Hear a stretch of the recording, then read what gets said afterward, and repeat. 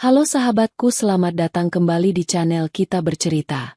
Kali ini akan menceritakan tentang saya menemukan gel pelumas di dalam tas suami. Diam-diam kutuangkan lem super ke dalam botol itu. Tengah malam pukul 1 telepon masuk dari rumah sakit minta keluarga datang untuk tanda tangan operasi karena mereka lengket tak terpisah. Sebelum ceritanya dimulai, silahkan tulis di kolom komentar, dari kota mana saja kalian berasal. Jangan lupa tekan like dan subscribe, agar channel ini bisa berkembang, dan bisa memberikan cerita yang lebih menarik lagi. Malam itu, hujan turun membasahi kaca jendela kamar, menciptakan irama monoton yang biasanya menenangkan. Namun bagi Rizka, suasana rumah terasa jauh lebih dingin dari biasanya. Di usia pernikahan mereka yang menginjak tahun kelima, ia mulai merasakan ada jarak yang membentang antara dirinya dan sang suami, Adrian. Adrian yang dulunya hangat dan selalu meluangkan waktu untuk berbincang sebelum tidur, kini lebih sering pulang larut malam dengan alasan rentetan rapat kerja dan proyek luar kota yang tidak ada habisnya.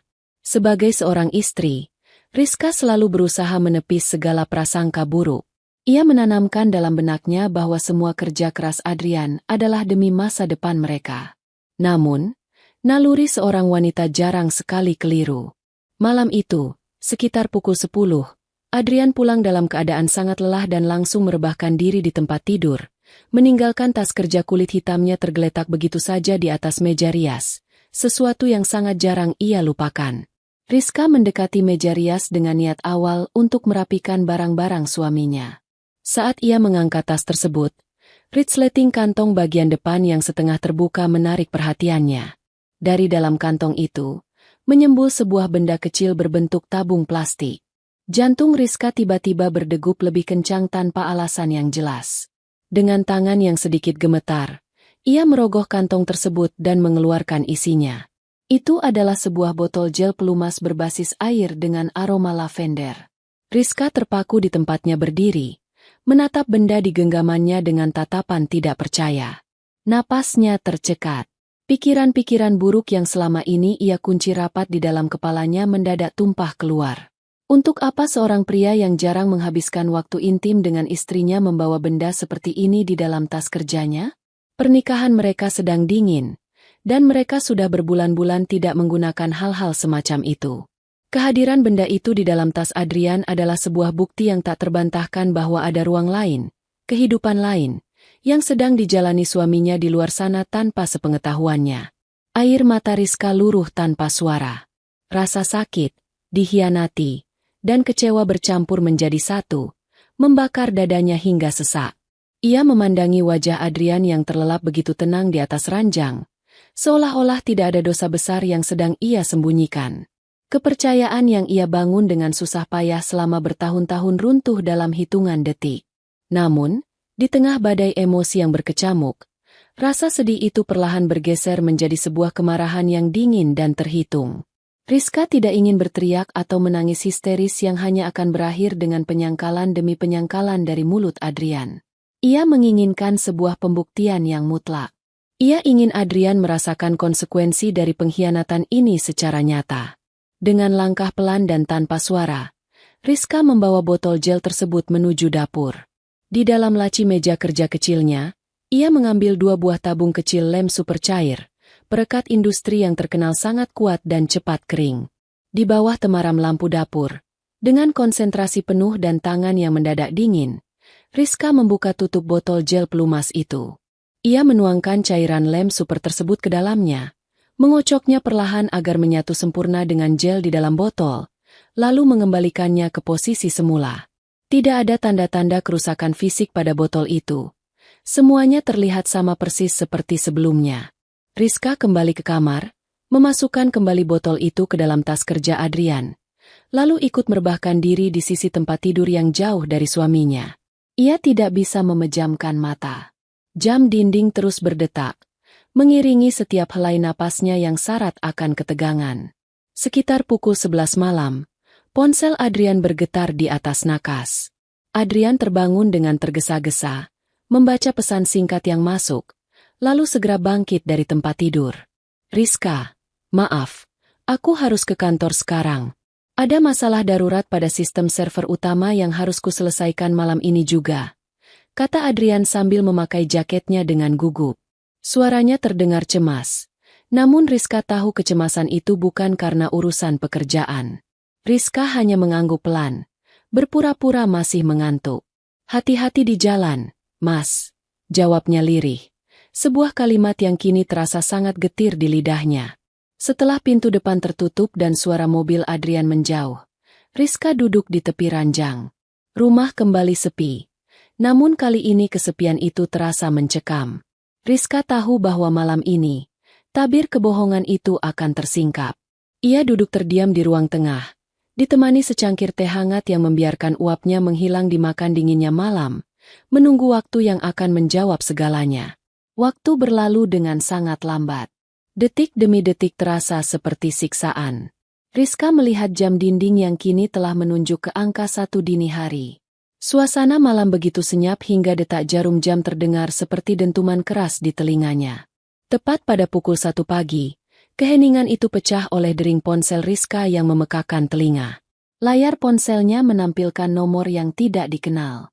Rizka menarik napas dalam-dalam, mencoba menstabilkan suaranya sebelum menggeser layar untuk menerima panggilan tersebut. "Halo, selamat malam," ucapnya tenang. "Selamat malam. Apakah ini benar dengan Ibu Rizka, istri dari Bapak Adrian?" Suara seorang wanita di seberang telepon terdengar sangat formal namun menyiratkan situasi yang mendesak. "Iya benar. Saya sendiri. Ada apa ya, Sus?" "Ibu Rizka, kami dari pihak Rumah Sakit Pusat Medika. Kami mengharapkan kehadiran Ibu segera ke rumah sakit saat ini juga. Suami Ibu, Bapak Adrian, saat ini berada di ruang gawat darurat dan membutuhkan tindakan operasi segera. Kami memerlukan tanda tangan Ibu sebagai pihak keluarga inti untuk persetujuan medis." Jantung Rizka berdegup kencang. Rencana yang ia tebar kini telah membuahkan hasil, meski ia tidak menyangka efeknya akan secepat dan sedramatis ini. "Suami saya kenapa, Sus? Apa dia kecelakaan?" tanya Rizka, mencoba mempertahankan nada panik seorang istri yang wajar. Petugas medis di seberang telepon sempat terdiam selama beberapa detik, tanpa ragu dan bingung bagaimana harus menjelaskan situasi medis yang sangat tidak biasa dan sensitif ini kepada seorang istri. "Bukan kecelakaan lalu lintas, Ibu. Ini adalah kondisi darurat medis yang cukup rumit. Suami Ibu datang bersama seorang wanita, dan maaf, terjadi kecelakaan domestik di mana tubuh mereka melekat erat akibat zat perekat kimia yang tidak sengaja tertelan atau terguna pada area sensitif mereka. Kondisinya cukup serius dan memerlukan tindakan bedah pelepasan segera demi mencegah cedera jaringan yang lebih parah. Mohon Ibu segera datang." Rizka memejamkan matanya. Air matanya menetes lagi, bukan karena sedih, melainkan karena rasa lega sekaligus perih yang luar biasa. Kebenaran itu kini telah telanjang di depan matanya. Suaminya tidak pernah pergi ke kantor. "Baik, Sus. Saya segera ke sana," jawab Rizka dengan suara yang mendadak sangat dingin dan datar. Ia menutup telepon, berdiri, dan bersiap menghadapi kenyataan pahit yang telah ia rancang sendiri. Perjalanan menuju Rumah Sakit Pusat Medika terasa seperti sebuah perjalanan menembus ruang hampa. Jalanan kota yang basah oleh sisa hujan malam itu tampak lengang, memantulkan cahaya lampu jalanan yang kuning temaram. Rizka menyetir mobilnya dengan kecepatan sedang. Tangannya yang menggenggam kemudi tidak lagi gemetar. Rasa panik dan histeris yang biasanya melanda seorang istri ketika mendengar suaminya masuk rumah sakit, sama sekali tidak tampak pada dirinya. Yang tersisa di dalam dada Rizka hanyalah sebuah ketenangan yang dingin, ketenangan seorang wanita yang telah selesai dengan air matanya dan kini siap melihat akhir dari sandiwara suaminya. Setibanya di rumah sakit, bau khas antiseptik langsung menyergap indera penciumannya saat ia melangkah melewati pintu otomatis lobi. Suasana koridor rumah sakit di jam 2 pagi itu tampak sunyi. Hanya ada beberapa perawat yang berjaga di balik meja administrasi dan langkah kaki Rizka yang menggema pelan. Rizka berjalan menuju meja informasi UGD dengan langkah yang anggun namun tegas. "Selamat malam, saya Rizka, istri dari pasien bernama Adrian yang baru masuk tadi," ujarnya kepada perawat yang bertugas. Perawat tersebut langsung mendongak, menatap Rizka dengan pandangan yang sulit diartikan, perpaduan antara rasa sungkan, kasihan, dan kecanggungan yang amat sangat. Tampaknya, kasus yang menimpa Adrian malam ini telah menjadi pembicaraan hangat di antara staf medis yang berjaga. Oh, iya, Ibu Rizka. Dokter penanggung jawab dan tim bedah sudah menunggu kehadiran Ibu di ruang administrasi sebelah dalam. Mari, saya antar. Jawab perawat itu dengan suara yang dikecilkan, seolah takut memicu keributan di koridor yang sepi. Rizka mengikuti perawat tersebut melewati lorong-lorong rumah sakit. Di sepanjang jalan, ia sempat melirik ke arah salah satu bilik tirai UGD yang tertutup rapat, di mana terdengar suara rintihan tertahan dan bisik-bisik panik. Rizka tahu pasti siapa yang berada di balik tirai itu. Namun, ia memilih untuk terus berjalan lurus menuju ruangan dokter. Ia tidak ingin merusak momen pembuktian ini dengan konfrontasi yang murahan. Di dalam ruang administrasi medis, seorang dokter paruh baya berwajah lelah menyambut Rizka.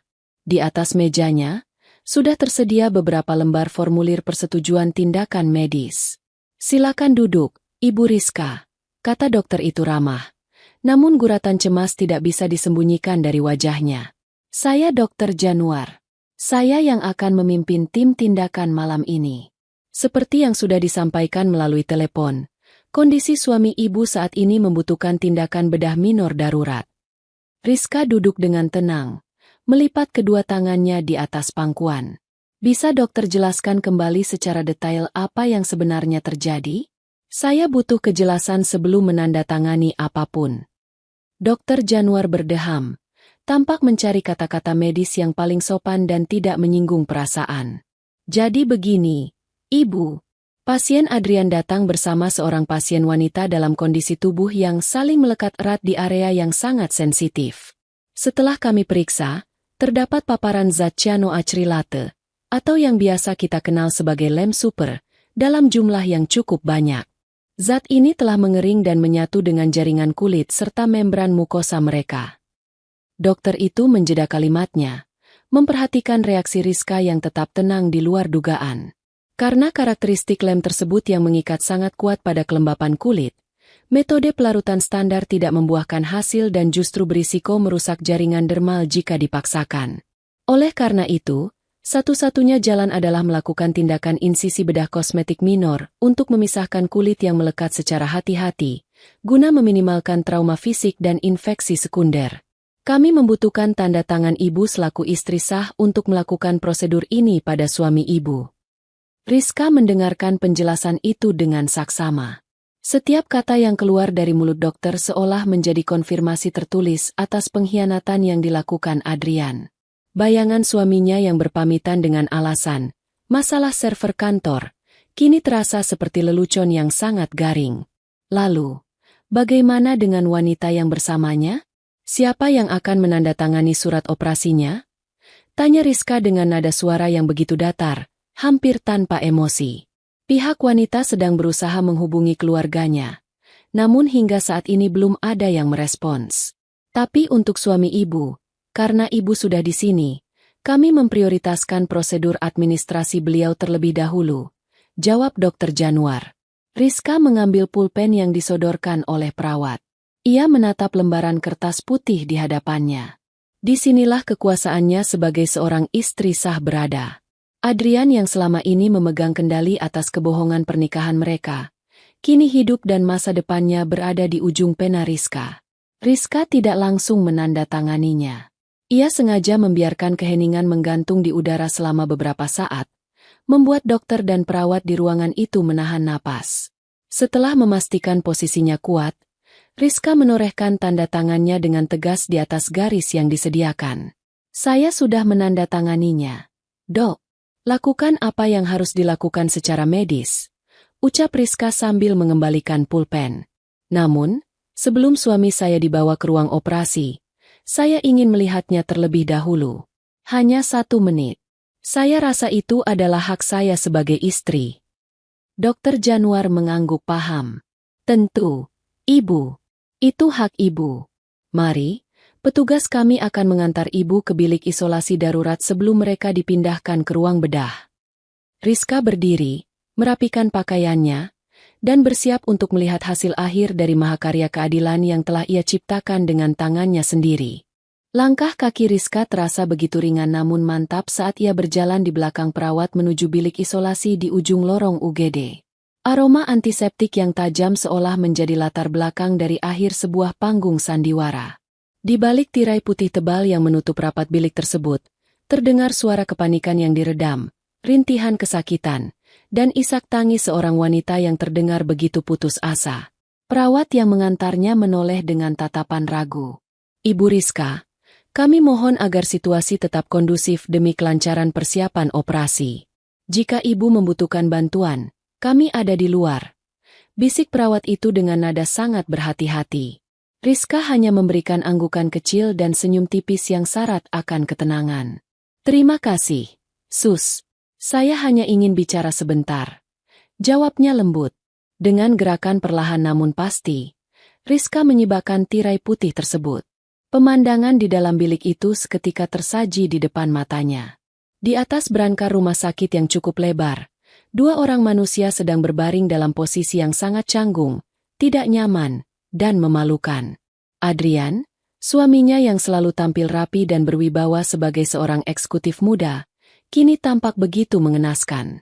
Wajahnya pucat pasi, peluh dingin membanjiri dahinya, dan matanya terpejam rapat menahan rasa sakit yang amat sangat.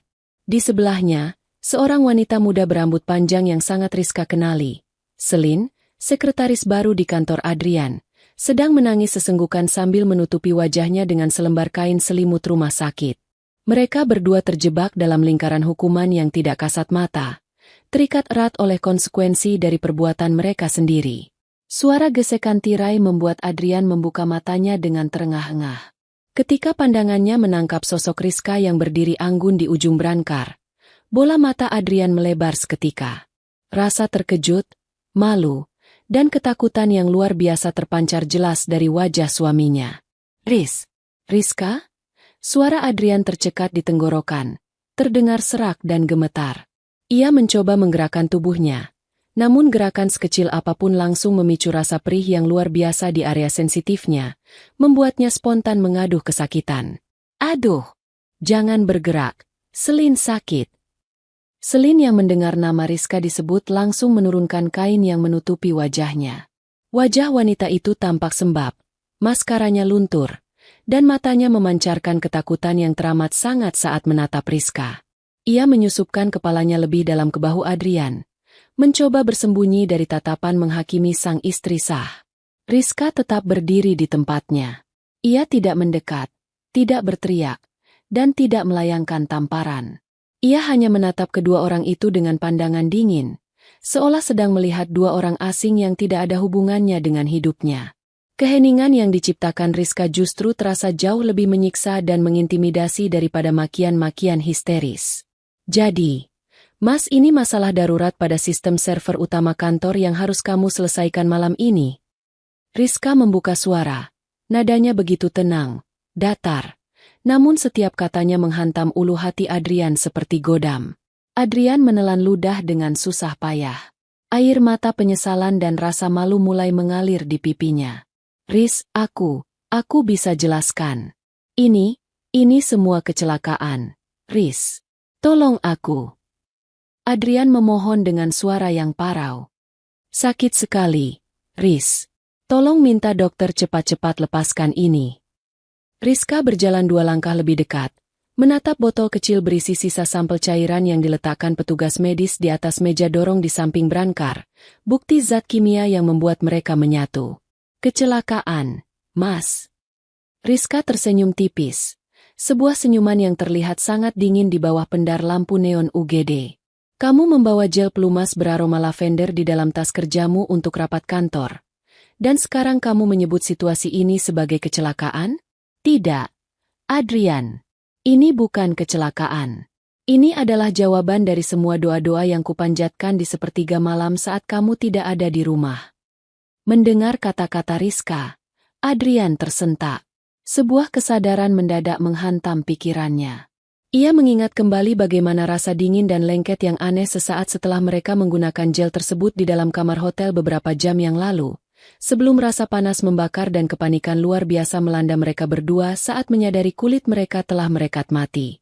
Kamu yang melakukannya," Rizka? Bisik Adrian dengan tatapan tidak percaya. Menyadari bahwa dalang dibalik penderitaan fisiknya saat ini adalah istrinya sendiri yang selama ini ia anggap lemah dan penurut. Rizka tidak membenarkan, namun juga tidak membantah. Ia hanya menatap Adrian dengan mata yang berkaca-kaca oleh sisa luka hati.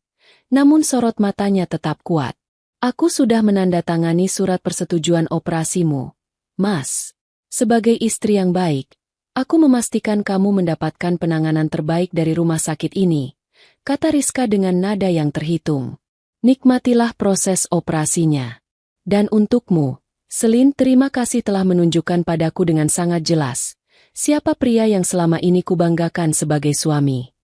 Selin hanya bisa menangis terisak tanpa berani mengucapkan sepatah kata pun. Rasa bersalah dan malu yang mendalam membuatnya ingin lenyap dari muka bumi saat itu juga. Tepat saat itu, tirai kembali terbuka. 2 orang perawat dan seorang asisten dokter masuk membawa peralatan pelindung. Ibu Rizka, waktu kunjungan sudah habis. Pasien harus segera kami pindahkan ke ruang operasi sekarang, ujar perawat itu dengan sopan. Rizka melangkah mundur, memberikan ruang bagi para petugas medis. Sebelum ia berbalik untuk meninggalkan bilik, ia menatap Adrian untuk yang terakhir kalinya. Selamat menempuh babak baru dalam hidupmu, Mas Adrian. Setelah operasi ini selesai dan tubuh kalian terpisah, jangan pernah berpikir untuk pulang ke rumah kita. Karena bagiku, pernikahan kita sudah berakhir sejak aku menemukan rahasia di dalam tas kerjamu, ucap Rizka dengan suara yang mantap dan penuh harga diri. Rizka berbalik dan melangkah keluar dari bilik isolasi tanpa menoleh lagi. Di belakangnya, suara rintihan Adrian yang memanggil namanya perlahan memudar, tenggelam di antara bisingnya roda berangkar yang mulai didorong menuju ruang bedah. Rizka berjalan menyusuri koridor rumah sakit dengan kepala tegak, siap menyongsong fajar baru sebagai wanita yang merdeka dari pengkhianatan. Suara langkah kaki Rizka yang tegas bergema di sepanjang koridor rumah sakit, meninggalkan ruang UGD dan segala drama memilukan di dalamnya. Begitu ia melangkah keluar dari pintu kaca otomatis lobi utama, angin malam yang dingin langsung menerpa wajahnya. Rizka menarik napas dalam-dalam, mengisi paru-parunya dengan udara malam yang bersih. Untuk pertama kalinya setelah berbulan-bulan dilingkupi rasa curiga dan ketidakpastian, ia merasa dadanya begitu lapang. Beban berat yang selama ini menghimpit hatinya seolah luruh bersama angin yang berembus. Ia berjalan menuju mobilnya yang terparkir di bawah rindangnya pohon peneduh. Di dalam kabin mobil yang sunyi, Rizka duduk terdiam selama beberapa menit. Ia menatap jemarinya yang masih melingkar di kemudi. Di jari manis tangan kirinya, sebuah cincin emas putih polos tampak berkilau diterpa cahaya lampu instrumen mobil.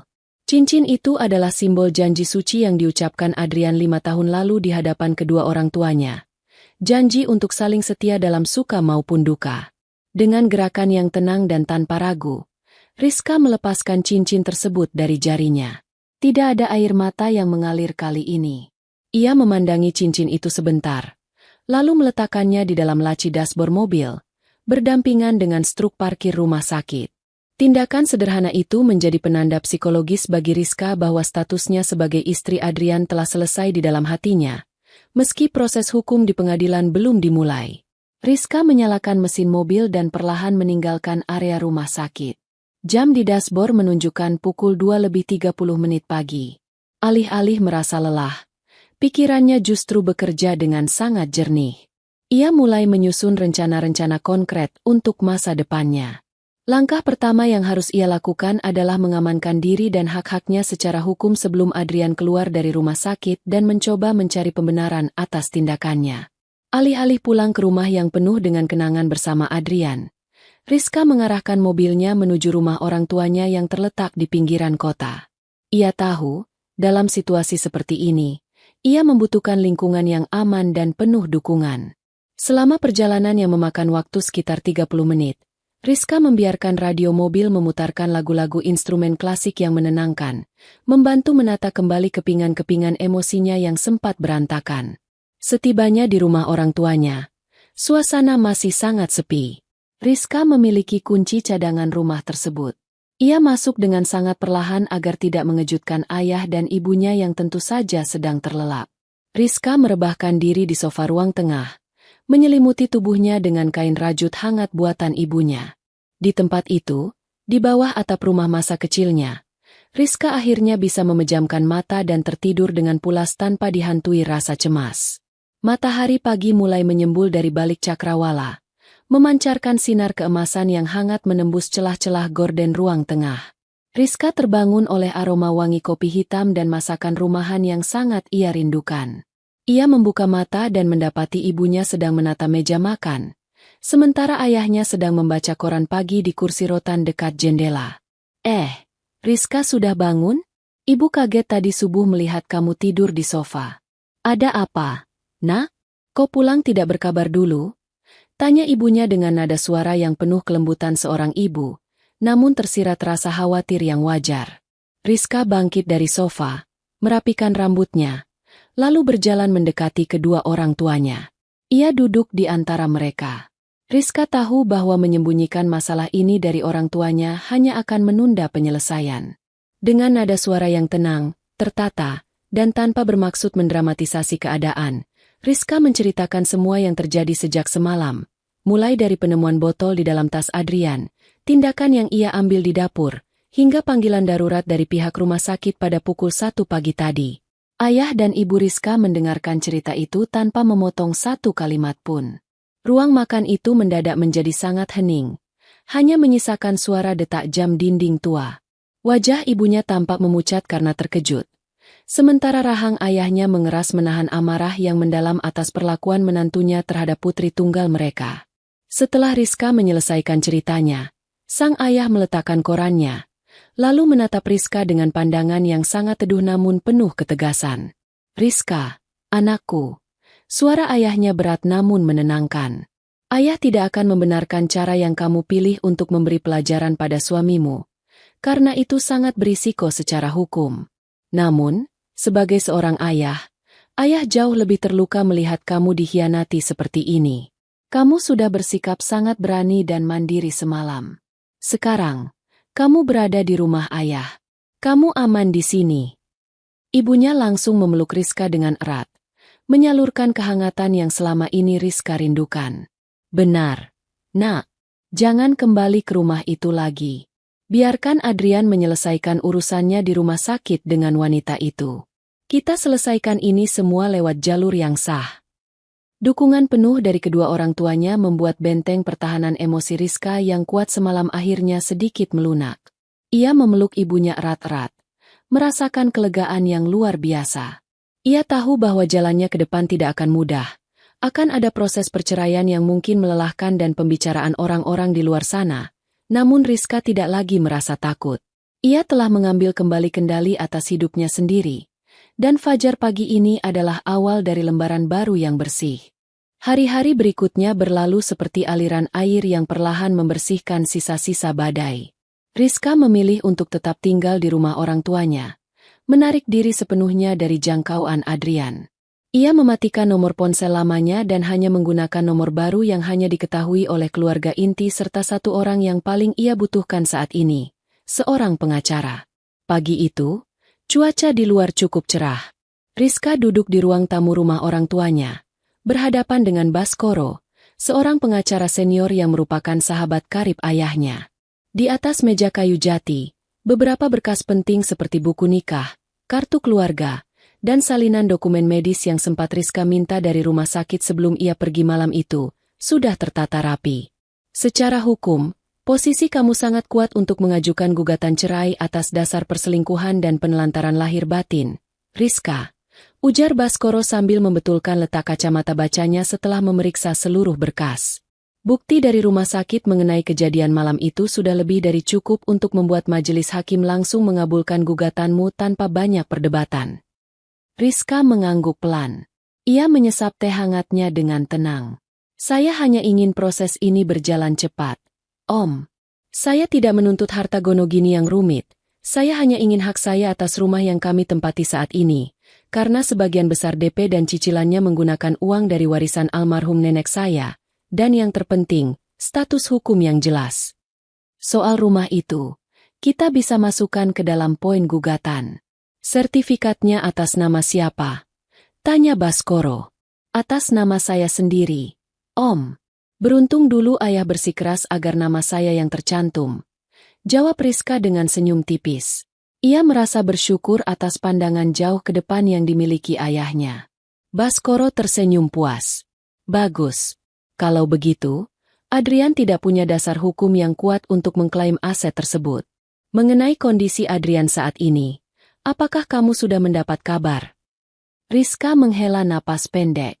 2 hari yang lalu, ibunya Adrian sempat menghubungi ibu saya. Katanya operasi pemisahan berjalan lancar. Tapi Adrian harus menjalani masa pemulihan yang cukup lama karena ada cedera jaringan kulit yang cukup serius. Dia juga harus menanggung rasa malu yang luar biasa di kantornya, karena pihak manajemen rumah sakit kabarnya sempat melaporkan kejadian ini sebagai insiden domestik yang melibatkan pihak ketiga. Ada rasa puas yang samar di dalam hati Rizka, namun ia tidak ingin larut dalam perasaan itu. Baginya, hukuman fisik dan sosial yang diterima Adrian sudah bukan lagi urusannya. Fokus utamanya kini adalah menata kembali masa depannya sendiri yang sempat tertunda. Baiklah, Rizka.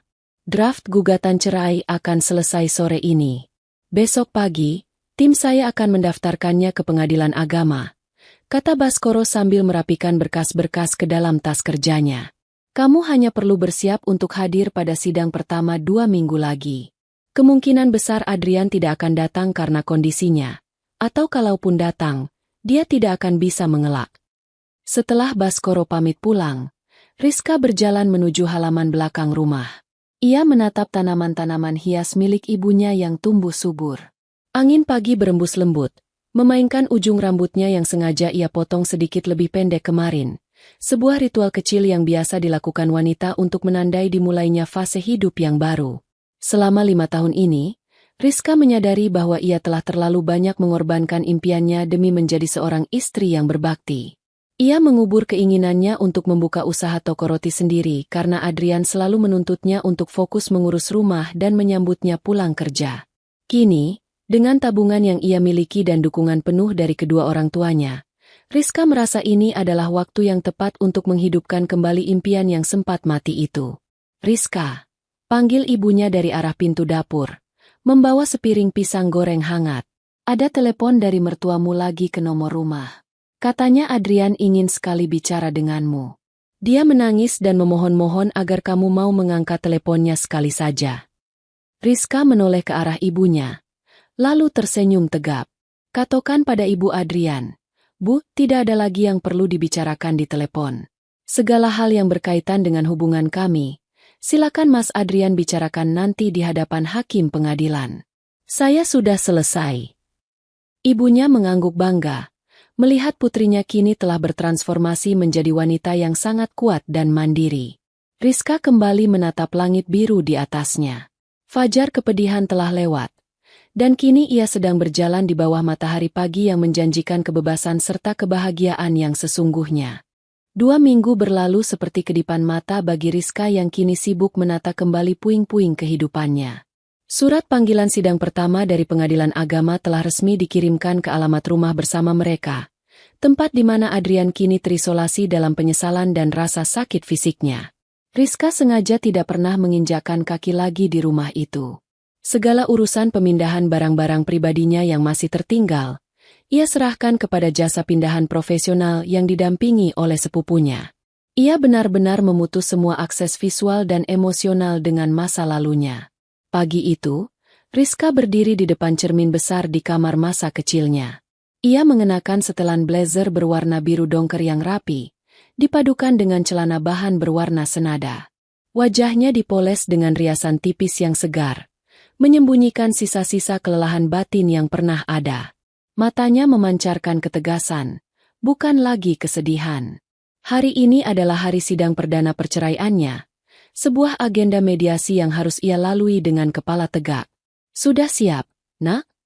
Tanya ayahnya yang sudah menunggu di ruang tamu, siap mengantarkan putri tunggalnya menuju pengadilan. Rizka mengangguk pasti. Siap, Ayah. Rizka ingin menyelesaikan ini semua hari ini juga jika memungkinkan.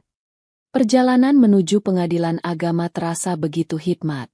Di dalam mobil, ayahnya tidak banyak bicara, Namun genggaman erat tangan sang ayah di pundak Rizka sebelum turun dari mobil sudah cukup menjadi suntikan kekuatan yang luar biasa.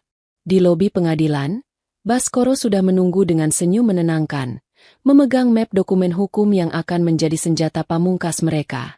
Saat mereka duduk di ruang tunggu menanti nomor antrean sidang dipanggil, sebuah bayangan melangkah tertatih-tatih mendekati bangku mereka. Rizka mendongak dan mendapati sosok Adrian yang berdiri di hadapannya. Penampilan Adrian berubah drastis. Pria yang dulunya selalu tampil necis dan angkuh itu kini terlihat jauh lebih kurus. Wajahnya kuyu, matanya cekung dengan kantung mata yang menghitam, dan cara berjalannya tampak sangat kaku serta tidak nyaman. Efek dari sisa operasi bedah pemisahan jaringan kulit yang belum pulih benar. Di belakangnya, tampak ibunya Adrian yang mendampingi dengan raut wajah memelas. "Rizka!" Panggil Adrian dengan suara baritonnya yang kini terdengar serak dan bergetar. Ia mencoba melangkah mendekat.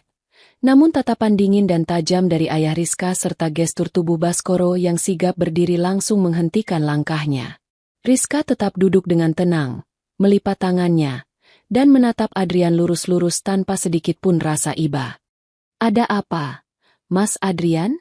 Kita akan segera dipanggil ke dalam," ucap Rizka. Suaranya terdengar begitu formal dan berjarak, seolah ia sedang berbicara dengan rekan bisnis yang gagal. Adrian menjatuhkan lututnya di lantai koridor pengadilan.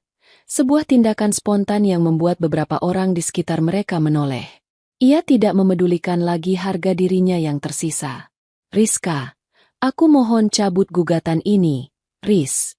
Aku hilaf, aku salah, aku mengaku berdosa," ucap Adrian dengan air mata yang mulai bercucuran.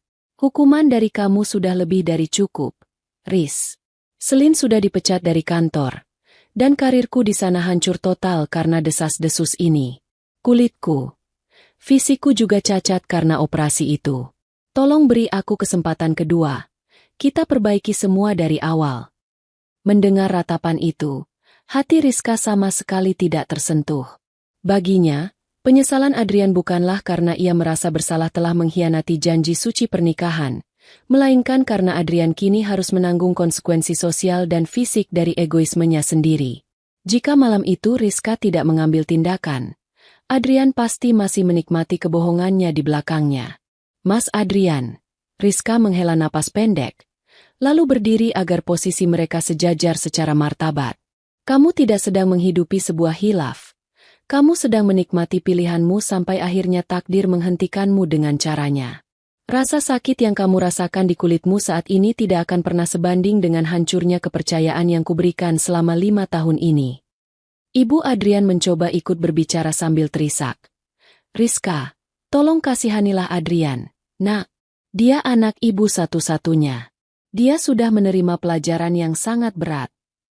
Rizka menoleh kepada mantan ibu mertuanya itu dengan rasa hormat yang tersisa. "Ibu, saya sangat menghormati ibu sebagai orang tua. Namun, keputusan saya sudah bulat.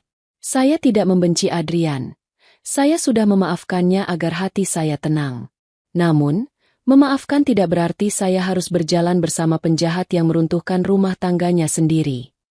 Tepat pada saat itu, pengeras suara ruang sidang menggema, memanggil nama Rizka dan Adrian untuk memasuki ruang sidang utama. Rizka memalingkan wajahnya dari Adrian, membetulkan letak tas tangannya, dan menatap Baskoro serta ayahnya. "Mari, Om, Ayah, waktunya kita masuk," ucap Rizka dengan senyum lega. Ia melangkah melewati Adrian yang masih terduduk lemas di lantai koridor, melangkah mantap menuju pintu ruang sidang, siap menutup buku lama dan menuliskan babak baru kehidupannya yang mandiri dan bahagia. Pintu kayu jati ruang sidang utama tertutup rapat di belakang Rizka, meredam bisingnya koridor pengadilan dan menyisakan atmosfer yang tenang sekaligus sakral. Di dalam ruangan bernuansa putih itu, Rizka duduk di kursi pemohon dengan punggung tegak. Di sampingnya, Baskoro dengan sigap menata dokumen-dokumen pembuktian di atas meja. Sementara itu, Adrian duduk di kursi termohon dengan kepala tertunduk dalam, ditemani oleh seorang kuasa hukum yang ditunjuk ibunya pada menit-menit terakhir. Hakim ketua, seorang wanita parubaya dengan tatapan mata yang tajam namun bijaksana, mulai membuka persidangan. Sesuai dengan prosedur hukum yang berlaku, Agenda utama hari itu adalah mediasi. Hakim mencoba memberikan pandangan standar tentang pentingnya mempertahankan ikatan pernikahan, sebuah formalitas wajib yang harus dilewati dalam setiap sidang perceraian. Saudari Rizka selaku pemohon, apakah sama sekali tidak ada celah di hati saudari untuk menerima kembali saudara Adrian? Mengingat usia pernikahan kalian yang sudah berjalan 5 tahun, tanya Hakim Ketua dengan nada suara yang berwibawa. Rizka menarik napas dalam-dalam. Ia melirik sekilas ke arah Adrian yang menatapnya dengan pandangan penuh harap dan mata yang berkaca-kaca. Detik itu juga, bayangan botol gel pelumas di dalam tas kerja suaminya dan rintihan memalukan di balik tirai rumah sakit kembali terlintas di benak Rizka. Namun, ingatan itu tidak lagi memicu kemarahan, melainkan memperkuat ketetapan hatinya. Rizka memajukan tubuhnya sedikit ke arah mikrofon. Yang Mulia Hakim, terima kasih atas nasihatnya. Namun, keputusan saya sudah bulat. Ikatan suci yang kami bangun selama 5 tahun telah dihancurkan sendiri oleh saudara Adrian dengan kesadaran penuh. Maaf sudah saya berikan. Namun kesempatan kedua untuk kembali hidup bersama adalah sesuatu yang tidak mungkin saya wujudkan. Pernikahan bagi saya adalah tentang rasa aman dan saling menghormati, dan kedua hal itu sudah tidak ada lagi di antara kami. Mendengar penegasan Rizka, Adrian tampak terpukul. Ia menyembunyikan wajahnya di balik kedua telapak tangannya. Bahunya bergetar menahan tangis yang kini pecah tanpa suara. Kuasa hukum Adrian kemudian berbisik kepadanya, lalu menoleh ke arah majelis hakim. Yang Mulia, klien kami menyadari sepenuhnya kesalahan yang telah diperbuat. Namun, mengingat kondisi fisik klien kami yang saat ini masih dalam masa pemulihan pasca operasi medis yang cukup traumatis, serta fakta bahwa klien kami telah kehilangan mata pencahariannya akibat dampak sosial dari masalah ini, kami memohon agar majelis hakim mempertimbangkan waktu mediasi tambahan. Klien kami berharap bisa memperbaiki hubungan ini secara perlahan, ujar kuasa hukum Adrian, mencoba mencari celah untuk menunda putusan. Baskoro langsung bersiap untuk menyanggah. Namun Rizka menyentuh lengan pengacaranya itu dengan lembut, memberi isyarat bahwa ia ingin menanggapi hal itu sendiri. Yang Mulia, kata Rizka dengan suara yang jernih dan tenang. Kondisi fisik maupun finansial yang dialami saudara Adrian saat ini adalah konsekuensi langsung dari tindakan dan pilihan moral yang ia ambil sendiri di luar rumah tangga kami. Saya tidak bisa dijadikan alasan atau tameng untuk menanggung akibat dari perbuatan yang tidak pernah saya lakukan. Saya mohon agar proses hukum ini dilanjutkan tanpa penundaan. Hakim Ketua mengangguk-angguk, mencatat poin-poin penting dalam berkasnya. Setelah berdiskusi sejenak dengan dua hakim anggota di kiri dan kanannya, Hakim Ketua akhirnya mengetukkan palu sidangnya sekali. Baiklah. Karena pihak pemohon tetap teguh pada pendiriannya dan mediasi dinyatakan gagal, maka sidang akan dilanjutkan ke agenda pembacaan gugatan dan pemeriksaan bukti-bukti, ujar Hakim Ketua. Proses persidangan pun bergulir dengan lancar. Baskoro menyerahkan seluruh bukti autentik yang telah disiapkan, termasuk rekam medis dari Rumah Sakit Pusat Medika yang dengan gamblang menjelaskan kondisi Adrian saat malam kejadian. Kuasa hukum Adrian tidak bisa memberikan bantahan apapun terhadap bukti medis yang begitu valid dan tidak terbantahkan tersebut. Adrian sendiri hanya bisa pasrah, menyadari bahwa pembelaan apapun hanya akan mempermalukan dirinya lebih dalam di hadapan majelis hakim. Setelah hampir 2 jam berada di dalam ruang sidang, Hakim Ketua akhirnya menunda persidangan untuk merumuskan putusan akhir yang akan dibacakan pada agenda sidang berikutnya. Bagi Rizka, meskipun putusan ingkrah secara hukum belum diketuk, kemenangan batinnya telah ia raih hari ini. Saat Rizka melangkah keluar dari ruang sidang, Adrian buru-buru bangkit dari kursinya dan mencoba mengejarnya, meskipun langkahnya masih tampak pincang dan menahan perih. Rizka, Gufis. Panggil Adrian saat mereka berada di area selasar yang agak sepi. Kalau ini memang akhir dari kita, aku minta maaf. Aku benar-benar menyesal. Rumah kita, barang-barangmu. Rizka menghentikan langkahnya, berbalik, dan menatap Adrian untuk yang terakhir kalinya sebagai seorang wanita yang benar-benar telah lepas dari masa lalunya. Rumah itu adalah hak saya, Adrian, dan tim hukum saya akan memastikan semuanya selesai secara administratif. Untuk barang-barang saya, semuanya sudah dipindahkan. Mulai hari ini, pintu kehidupan saya telah tertutup rapat untukmu. Jagalah dirimu sendiri, dan belajarlah menjadi manusia yang bertanggung jawab atas pilihanmu. Ucap Rizka dengan nada yang sangat lugas namun tetap sopan. Tanpa menunggu jawaban lagi, Rizka berbalik dan berjalan menghampiri ayahnya yang sudah menunggu dengan senyuman hangat di ujung koridor. Fajar baru yang ia nantikan kini telah berganti menjadi siang yang cerah, menyinari langkah kaki Rizka yang bergerak mantap menuju masa depan yang penuh harapan dan kemandirian. 3 bulan setelah ketukan palu hakim yang meresmikan perceraiannya, Rizka berdiri di sebuah ruangan yang dipenuhi cahaya matahari pagi. Ruangan itu tidak lagi berbau antiseptik rumah sakit yang mencekam, bukan pula ruang sidang yang kaku. Tempat itu berbau harum perpaduan antara mentega yang dilelehkan, wangi ragi yang mengembang sempurna, dan aroma kayu manis yang hangat. Rizka telah resmi membalik lembaran hidupnya. Dengan sisa tabungan dan dana dari penjualan sebagian aset pribadi yang berhasil ia pertahankan, ia menyewa sebuah ruko kecil di sudut jalan strategis kota. Di sanalah impian lama yang sempat ia kubur dalam-dalam kini mewujud nyata. Sebuah toko roti kecil yang ia beri nama Kencana Bakri. Pagi itu, dengan mengenakan celemek linen berwarna krem dan rambut yang diikat rapi ke belakang, Rizka tampak begitu cekatan.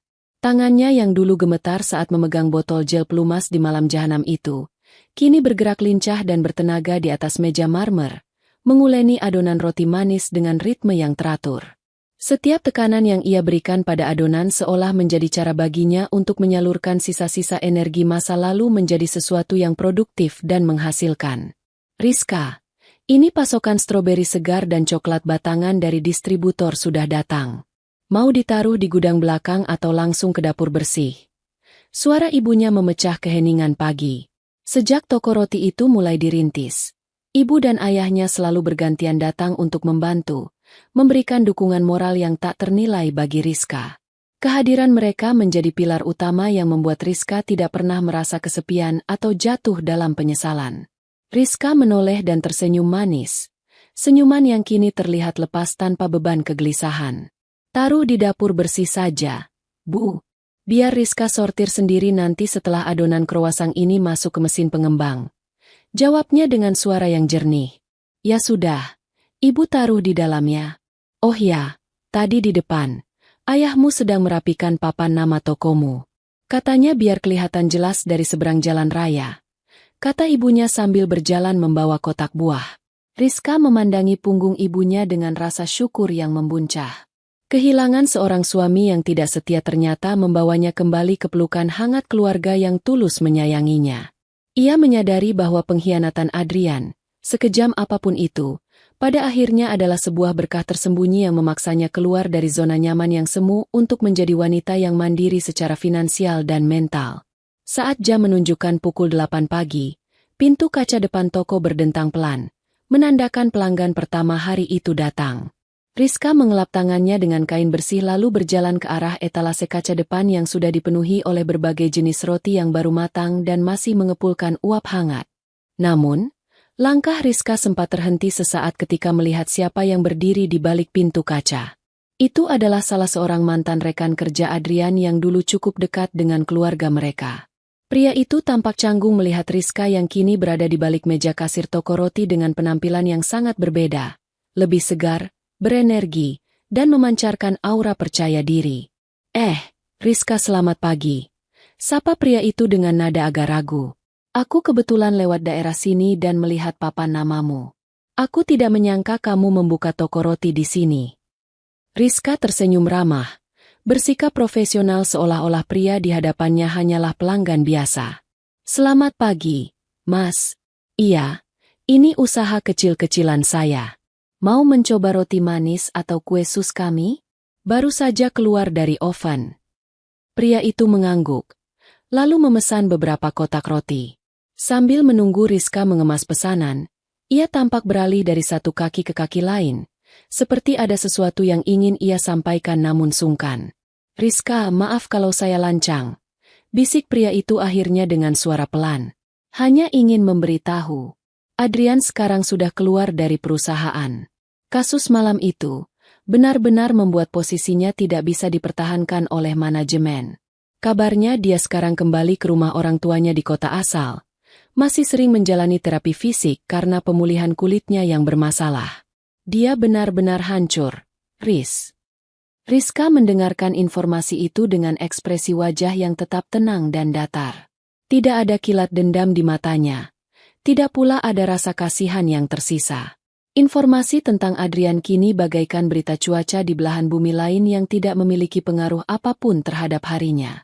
Hukuman yang ia berikan malam itu telah selesai menjalankan tugasnya, dan takdir telah mengambil alih sisa hukumannya.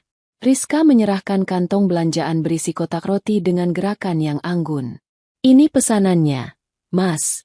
Terima kasih banyak sudah mampir," ujar Rizka, dengan sopan namun tegas memotong topik pembicaraan tentang mantan suaminya. Semoga rotinya cocok dengan selera keluarga di rumah. Mantan rekan kerja Adrian itu langsung paham bahwa Rizka telah menutup buku masa lalunya rapat-rapat. Ia menerima kantong tersebut, tersenyum canggung, lalu pamit pergi. Setelah pelanggan itu keluar, Rizka menarik napas dalam-dalam dan mengembuskannya perlahan. Ia berjalan menuju pintu depan, membalik papan penunjuk di kaca dari tulisan "Close" menjadi "Open". Matahari pagi kini menyinari seluruh ruangan tokomu dengan sempurna. Rizka tersenyum menatap jalanan yang mulai ramai. Di tempat ini, di antara wangi tepung dan manisnya gula, ia telah berhasil membangun kembali takdirnya sendiri sebagai wanita yang kuat, berdaulat, dan sepenuhnya merdeka. 6 bulan berlalu sejak Kencana Bakri pertama kali membuka pintunya untuk dunia. Ruko kecil di sudut jalan itu kini tidak pernah sepi dari kepulan asap dapur dan gelak tawa para pelanggan setianya. Bagi Rizka, toko roti ini bukan sekadar ladang usaha untuk menyambung hidup, melainkan sebuah ruang terapi visual.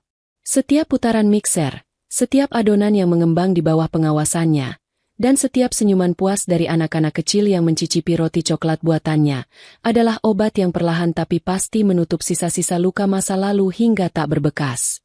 Sore itu, langit di atas kota diselimuti warna jingga yang lembut. Semburat lembayung memantul indah pada kaca etalase toko yang bersih. Rizka sedang berdiri di balik konter kayu, menata barisan kue sus mini yang baru saja diberi isian fluff vanila beraroma rum esensial yang harum. Penampilannya sore itu tampak bersahaja namun memancarkan keanggunan seorang wanita mandiri. Sehelai celemek katun coklat tua membalut gaun panjangnya yang sederhana, dengan rambut yang disanggul modern dengan menyisakan beberapa helai di pelipis. "Rizka, semua piring saji di meja sudut sudah ibu bersihkan," ujar ibunya, yang baru saja keluar dari area ruang makan mini di sudut ruko dengan membawa nampan kosong. "Hari ini penjualan kita luar biasa. Roti sobek pandan bahkan sudah habis sejak jam 4 sore tadi." Rizka menoleh, menyeka setitik tepung yang tidak sengaja menempel di pipinya dengan ujung telapak tangan. "Alhamdulillah, Bu. Semua berkat resep kuno dari ibu juga yang selalu disukai orang-orang.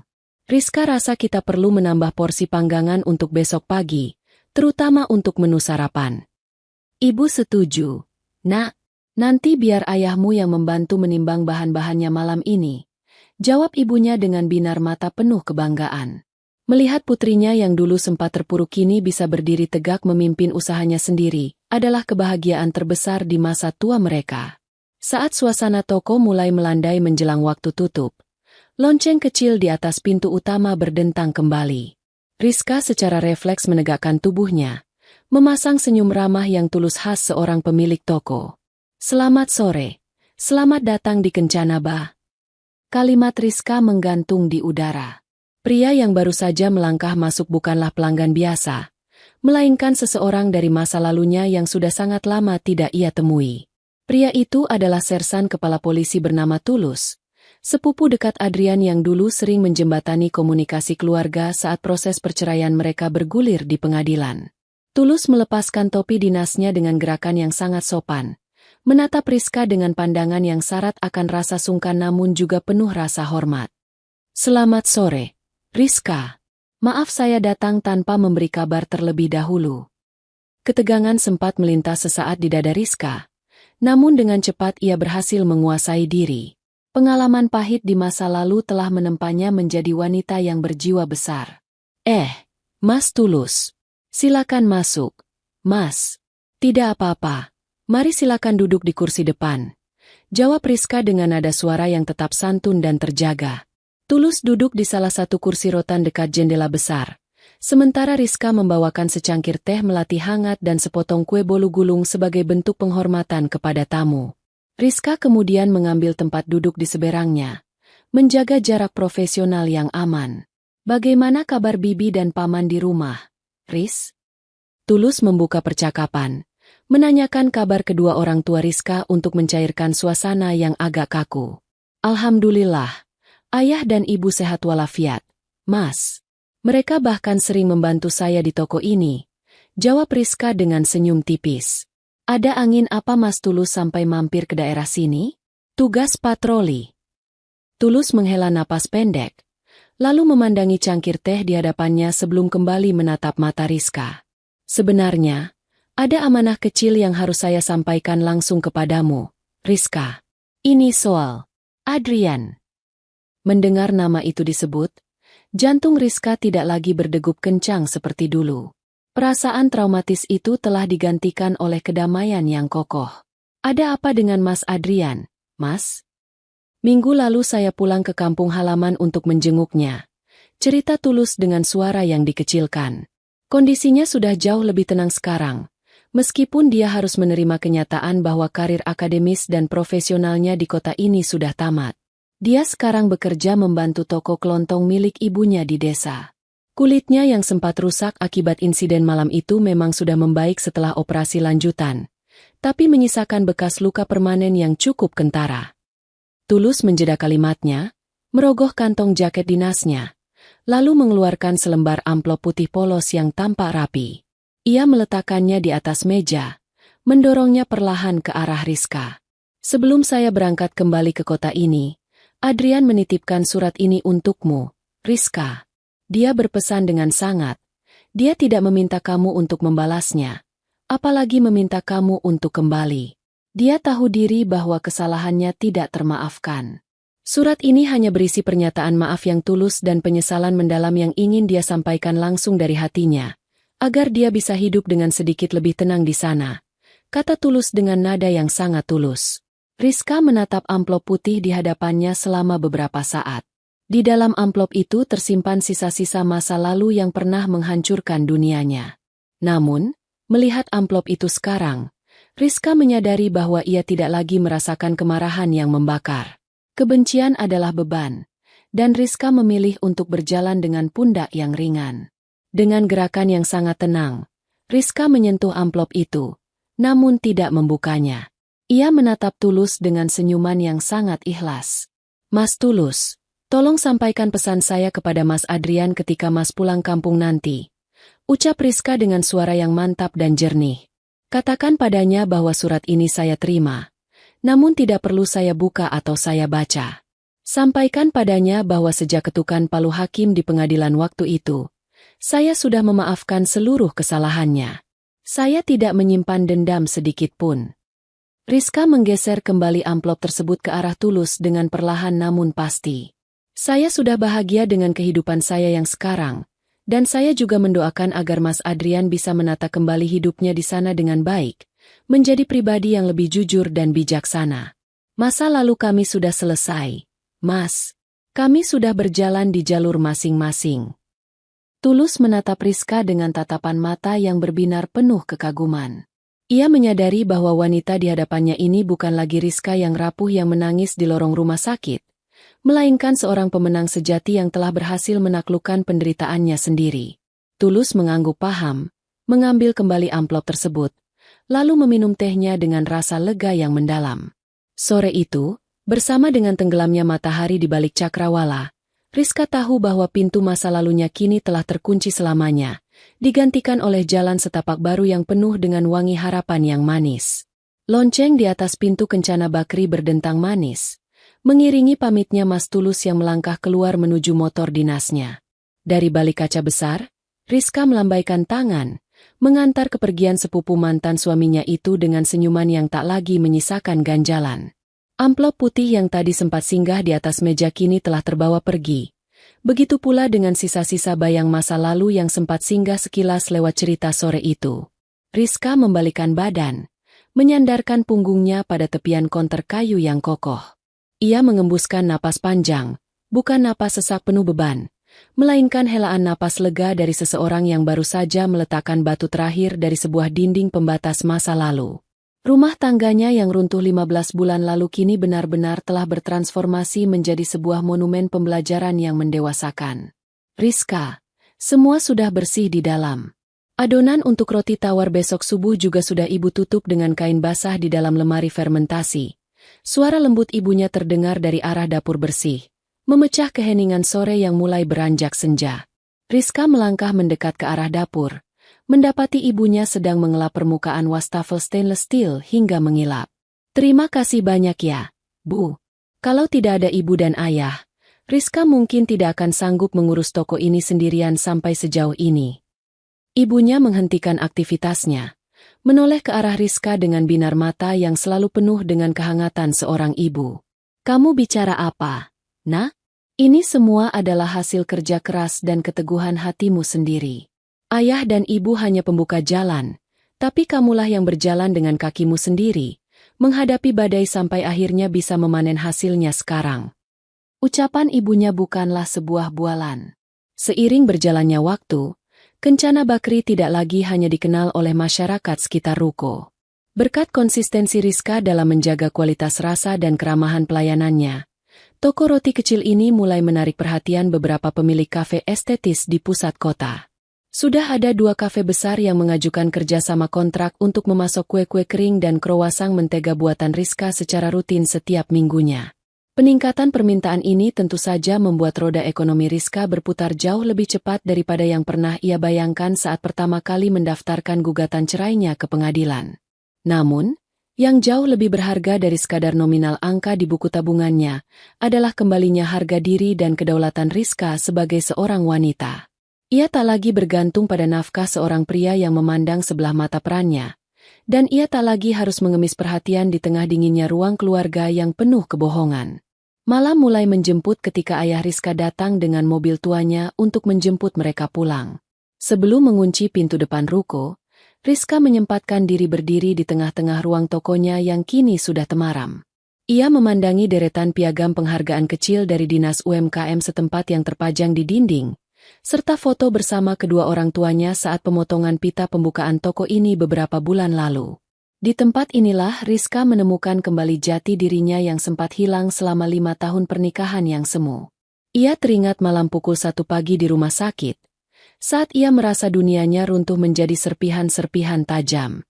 Siapa yang menyangka bahwa dari serpihan tajam itulah ia bisa meraut sebuah pena baru untuk menulis takdir hidupnya dengan tinta emas yang indah. "Rizka, ayo nak, makan malam di rumah sudah siap. Ibu memasak ayam semur kesukaanmu," panggil ayahnya dari arah luar.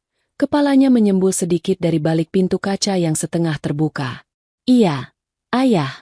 Sebentar lagi," jawab Rizka dengan nada riang. Rizka mematikan saklar lampu utama, menyisakan lampu dekorasi kecil kekuningan di sudut etalase yang memberikan kesan hangat pada toko rotinya dari luar. Ia melangkah keluar, mengunci pintu gembok dengan mantap, lalu berjalan menghampiri mobil ayahnya yang setianya menunggu di bawah siraman cahaya lampu jalan. Saat mobil perlahan melaju membelah malam kota yang mulai dingin, Rizka menyandarkan kepalanya pada bahu ibunya yang duduk di kursi tengah bersamanya. Matanya menatap keluar jendela, memandangi kerlip lampu kota yang tampak seperti taburan bintang. Rizka tahu, hari esok akan kembali menguras energinya di depan oven yang panas dan adonan yang berat. Namun, ia menyambut hari esok dengan hati yang bernyanyi. Ia telah selesai dengan masa lalunya, ia telah utuh dengan dirinya sendiri, dan ia siap memanen setiap kebahagiaan yang telah ia tanam dengan air mata dan kesabaran yang luar biasa. Pagi itu, mentari bersinar dengan begitu cerah, seolah ikut merayakan pencapaian baru dalam hidup Rizka. Suara riuh rendah para pekerja yang sedang memindahkan beberapa lemari pendingin besar dan mesin pengaduk adonan berkapasitas industri terdengar dari ruko sebelah. Ya, setelah melalui pertimbangan yang matang serta hitungan bisnis yang matang bersama sang ayah, Rizka akhirnya memutuskan untuk mengambil langkah besar, menyewa ruko di sebelah Kencana Bakri untuk memperluas area produksi dan menambah fasilitas dinin bagi para pelanggan. Rizka berdiri di ambang pintu penghubung yang baru saja dibuat, menghubungkan bangunan lama dan bangunan baru. Dengan mengenakan kemeja katun bergaris biru muda yang lengannya digulung hingga siku serta celana kulot yang nyaman, ia tampak seperti seorang pengusaha wanita yang sesungguhnya. Catatan di tangannya dipenuhi dengan coretan denah dekorasi, tata letak lampu, dan rencana menu baru yang akan segera diluncurkan. Neng Rizka, untuk instalasi listrik oven deck yang baru, mau ditaruh di sisi sebelah kiri atau kanan tembok? Tanya Pak Joko, kepala tukang yang sudah menjadi langganan keluarganya. Rizka berjalan mendekati area yang ditunjuk, meneliti letak ventilasi udara dengan saksama. Sebelah kanan saja, Pak Joko. Biar alur kerja tim dapur nanti searah dari proses penimbangan, pengulenan, sampai pemanggangan. Oh ya, pastikan pembuangan panasnya langsung mengarah ke cerobong atas ya, supaya hawa di dalam ruangan tetap sejuk untuk anak-anak yang menghias kue. Baik. Neng, siap dilaksanakan, jawab Pak Joko ramah, segera kembali mengomandiu anak buahnya. Melihat perkembangan ini, Rizka seringkali harus mencubit lengannya sendiri, memastikan bahwa semua ini bukanlah sebuah mimpi. Baru setahun yang lalu ia berdiri di pengadilan dengan hati yang remuk redam, menghadapi ketidakpastian masa depan sebagai seorang janda. Kini, ia tidak hanya mampu menghidupi dirinya sendiri, tetapi juga telah mempekerjakan 4 orang karyawan lokal, 2 gadis muda sebagai pelayan toko dan 2 lulusan SMK Tata Boga sebagai asisten dapur. Rizka telah bertransformasi dari seorang korban pengkhianatan menjadi seorang pemimpin yang membuka lapangan pekerjaan bagi sesama. Rizka, ada kiriman bunga lagi di depan, ujar ibunya yang masuk dengan wajah berseri-seri, membawa sebuah vas bunga berisi rangkaian mawar putih dan lilium yang sangat segar. Di sela-sela bunga itu, terselip sebuah kartu ucapan berlogo salah satu bank swasta terkemuka di kota mereka. Rizka tersenyum sambil menerima kartu tersebut. Dari Pak Danu, Bu, kepala cabang bank di seberang jalan. Beliau mengucapkan selamat atas perluasan toko kita. Ibunya menggoda dengan senyuman penuh arti. Ibu perhatikan, Pak Danu itu sering sekali mampir beli kopi dan roti isi tuna di sini sejak sebulan terakhir. Padahal, setahu ibu, kantornya kan menyediakan sarapan gratis untuk para staf. Rizka tertawa kecil, memaklumi godaan ibunya namun tetap menjaga hatinya agar tetap membumi. Ah, ibu ini bisa saja.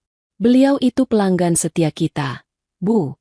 Lagi pula, fokus Rizka saat ini hanya untuk membesarkan Kencana Bakri dan memastikan ayah dan ibu bisa menikmati masa tua dengan tenang tanpa perlu memikirkan cicilan atau beban finansial lagi. Ibunya mengusap rambut Rizka dengan penuh kasih sayang. Ibu tahu, Nak, ibu hanya senang melihatmu dikelilingi oleh orang-orang yang menghargai dan menghormatimu. Kamu pantas mendapatkan semua kebaikan ini setelah apa yang kamu lalui. Sore harinya, saat proses renovasi kasar selesai untuk hari itu, Rizka duduk di kursi meja kasir lamanya. Ia membuka laptop untuk memeriksa laporan keuangan bulanan. Lembar demi lembar angka digital di layarnya menunjukkan grafik pertumbuhan yang sangat sehat. Keuntungan bersih bulan ini bahkan meningkat hingga 30% berkat kontrak pasokan kue untuk acara korporat yang berhasil ia amankan minggu lalu. Saat jemarinya menari di atas keyboard, sebuah notifikasi pesan masuk dari nomor yang tidak dikenal muncul di sudut layar ponselnya yang tergeletak di meja. Rizka sempat ragu, namun akhirnya ia membuka pesan tersebut. Pesan itu berisi sebuah foto tangkapan layar dari sebuah portal berita lokal berskala kecil. Di sana tertera berita tentang sebuah toko kelontong di daerah pinggiran yang mengalami kebakaran kecil akibat korsleting listrik. Di bagian bawah artikel, disebutkan nama pemilik toko tersebut, ibu dari Adrian. Berita itu juga menyebutkan bahwa seorang pria bernama Adrian mengalami luka bakar ringan di bagian tangan saat mencoba menyelamatkan barang-barang dagangan mereka. Rizka menatap layar ponsel itu selama beberapa detik. Dahulu, berita seperti ini pasti akan memicu badai emosi di dalam dadanya. Entah itu rasa panik, atau mungkin rasa puas yang sinis. Namun sore ini, Rizka hanya menarik napas panjang dan mengembuskannya dengan perlahan. Ia merasakan sebuah ruang kosong yang damai di dalam hatinya. Ia tidak membenci Adrian, tidak juga mengharapkan kemalangan menimpa mantan suaminya itu. Rizka hanya merasa bahwa benang takdir yang mengikat mereka benar-benar telah putus total, meninggalkan Adrian dengan jalannya sendiri dan Rizka dengan puncak kesuksesannya. Rizka meletakkan ponselnya kembali dengan posisi layar menghadap ke bawah. Ia menutup laptopnya, berdiri, dan berjalan menuju jendela besar tokonya. Di luar, lampu-lampu jalanan mulai menyala satu persatu, berpadu dengan langit senja yang temaram. Rizka tersenyum menatap bayangan dirinya yang terpantul di kaca. Seorang wanita bernama Rizka, yang pernah terluka parah oleh sebuah pengkhianatan, namun memilih untuk bangkit, berjuang, dan kini berdiri tegak sebagai pemenang atas takdirnya sendiri. 2 tahun sejak kepakan saya pertama Kencana Bakri, ruko yang dulunya sempit itu kini telah menjelma menjadi sebuah ruang singgah yang ikonik di sudut kota. Dinding penghubung yang dulu dihancurkan kini menyajikan pemandangan yang hangat, deretan kursi kayu estetis yang selalu dipenuhi pelanggan, tawa renyah keluarga yang menghabiskan akhir pekan, dan aroma panggangan roti yang tak pernah absen menyapa indera penciuman siapa saja yang melintas. Rizka berdiri di dekat jendela besar, memandangi rintik hujan sore yang membasahi jalanan. Penampilannya sore itu tampak begitu matang dan bersahaja. Gaun katun panjang berwujud anggun dipadu celemek linen khasnya kini menjadi simbol dari seorang wanita yang berhasil merebut kembali takdirnya dari jurang kehancuran. Ia bukan lagi Rizka yang menangis di koridor rumah sakit pada pukul 1 pagi. Ia adalah Rizka sang pemilik mimpi. Mbak Rizka, pesanan roti hantaran untuk panti asuhan Kasih Bunda sudah selesai dikemas semua. Mau dimasukkan ke mobil sekarang? Tanya Sinta, salah satu asisten setianya yang kini menjabat sebagai kepala pelayan. Rizka menoleh dan tersenyum lembut. Iya, Sinta. Tolong masukkan ke bagasi ya. Kebetulan sebentar lagi saya dan ayah yang akan mengantarkannya langsung. Setiap bulan, sebagai bentuk rasa syukur atas limpahan berkah yang ia terima, Rizka selalu menghususkan 1 hari untuk berbagi. Ia mengirimkan ratusan kotak roti manis terbaiknya ke berbagai panti asuhan dan rumah jompo di pinggiran kota. Baginya, menyuapi kebahagiaan ke mulut orang-orang yang membutuhkan adalah cara terbaik untuk merayakan kedamaian yang kini bertahta di hatinya. Saat Rizka bersiap di dekat meja kasir, ayahnya berjalan masuk dari area parkir dengan payung yang basah. Rambut ayahnya kini terlihat semakin memutih, dan gurat-gurat usia tampak jelas di wajahnya. Namun, binar mata sang ayah saat menatap putrinya selalu penuh dengan kebanggaan yang tak meredup. Semua sudah siap, Neng? Ayah sudah panaskan mesin mobil, kata ayahnya dengan suara bariton yang selalu menenangkan. Sudah, Ayah. Tinggal membawa kotak terakhir ini, jawab Rizka sambil mengangkat sebuah wadah besar berisi kue-kue kecil. Sebelum mereka melangkah keluar, seorang wanita parubaya dengan pakaian yang sangat sederhana masuk ke dalam toko, mengibas-ngibaskan sisa air hujan di selendangnya. Rizka segera menyapa dengan ramah. Selamat sore, Ibu. Ada yang bisa saya bantu?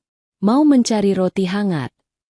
Wanita itu menatap Rizka dengan tatapan yang ragu, lalu perlahan membuka tas kain kecilnya. Ia mengeluarkan sebuah amplop coklat yang tampak agak kumal. Apakah ini benar dengan Ibu Rizka, pemilik Kencana Bakri? Iya. Saya sendiri, Bu, jawab Rizka, mulai merasakan debaran aneh namun tenang di dadanya. Saya tetangga dari ibu mertua maksud saya. Mantan ibu mertua Anda di kampung. Ucap wanita itu dengan suara agak bergetar. Saya kebetulan ada keperluan ke kota ini, dan dititipkan amanah ini oleh beliau sebelum saya berangkat 2 hari lalu. Rizka terdiam. Ayahnya yang berdiri di sampingnya pun ikut menghentikan langkah. Ibu Adrian menitipkan ini untuk Anda, Ibu Rizka. Beliau bilang, tidak ada maksud apapun lagi. Adrian sudah meninggal dunia 3 minggu yang lalu karena komplikasi infeksi paru-paru dan kondisi fisiknya yang terus memburuk sejak setahun terakhir. Sebelum mengembuskan napas terakhir, dia menuliskan ini. Ibunya hanya ingin amanah ini sampai ke tangan Anda, sebagai tanda bahwa putranya sudah pulang dengan membawa penyesalan yang lunas. Ruangan toko roti yang hangat itu mendadak hening seketika. Hanya terdengar suara detik jam dinding dan deru angin hujan di luar. Rizka menerima amplop coklat itu dengan tangan yang sedikit dingin. Ia membukanya perlahan. Di dalamnya tidak ada tuntutan. Tidak ada permohonan untuk kembali. Hanya ada selembar kertas pembatas buku rajutan tangan, Sesuatu yang dulu pernah Rizka buatkan untuk Adrian di tahun pertama pernikahan mereka. Dan sebuah tulisan pendek di balik secari kertas yang tintanya tampak agak kabur, seperti terkena tetesan air. Rizka, terima kasih telah melepaskanku dengan maaf waktu itu. Rasa sakit di tubuhku adalah cara dunia menghukumku. Namun maaf darimu adalah cara Tuhan menyelamatkan jiwaku dari rasa bersalah yang abadi. Terima kasih pernah menjadi bagian terindah dalam hidupku yang kusia-siakan. Berbahagialah, karena kamu adalah wanita yang teramat mulia. Air mata yang sudah hampir 2 tahun tidak pernah luruh dari mata Rizka. Sore itu jatuh juga. Namun, itu bukan air mata kehancuran, bukan pula air mata dendam yang terbalaskan. Itu adalah air mata keikhlasan yang paling murni. Lembaran hitam masa lalu itu kini tidak hanya telah ditutup, melainkan telah selesai dihakimi oleh takdir dengan seadil-adilnya. Rizka mendekap kertas kecil itu di dadanya. Ia menoleh ke arah ayahnya, yang kini melangkah maju dan mendekap tubuh putrinya dalam sebuah pelukan yang sangat erat. Di dalam dekapan hangat sang ayah, Rizka menangis pelan, melepaskan seluruh sisa kenangan masa lalu yang kini telah menguap bersama angin sore. Kamu sudah lulus dari ujianmu. Nak, kamu sudah menang. Bisik ayahnya dengan suara yang ikut serak menahan haru. Rizka menghapus air matanya, menarik napas dalam-dalam, dan merasakan wangi adonan roti manis yang sedang dipanggang memenuhi rongga dadanya. Ia menatap keluar jendela, di mana hujan perlahan mulai reda dan menyisakan seulas pelangi tipis di langit senja. Rizka tersenyum dengan hati yang benar-benar utuh. Kisah lamanya telah usai dengan damai, dan di atas fondasi kesabaran yang tak terbatas, ia kini melangkah menuju masa depan yang penuh dengan cahaya, cinta yang tulus, dan kemandirian yang sejati. Dari kisah tadi, kita belajar bahwa setiap perjalanan hidup selalu membawa pesan yang berharga. Semoga ada hikmah yang bisa kita petik bersama hari ini. Kalau kalian suka dengan cerita seperti ini, silakan tekan tombol like dan subscribe sebagai bentuk dukungan kamu untuk channel ini. Terima kasih sudah meluangkan waktu kalian. Tetaplah menjadi bagian dari channel Kita Bercerita ini, dan sampai jumpa di kisah inspiratif berikutnya.